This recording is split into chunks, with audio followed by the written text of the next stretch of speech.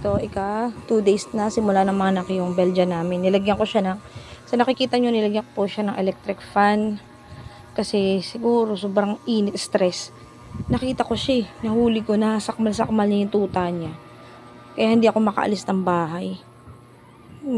Kaya pala basang-basa ng laway eh.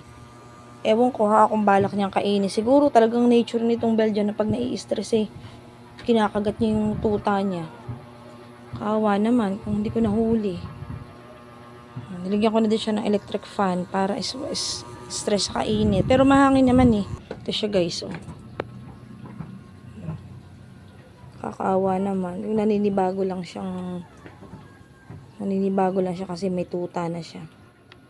Stress na stress siguro to. Exis. Linisin mo lang ha. Huwag mo kagatin yung anak mo.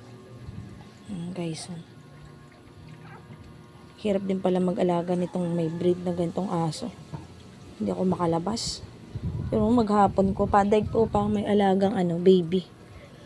Palit ng higaan, linis. My gosh.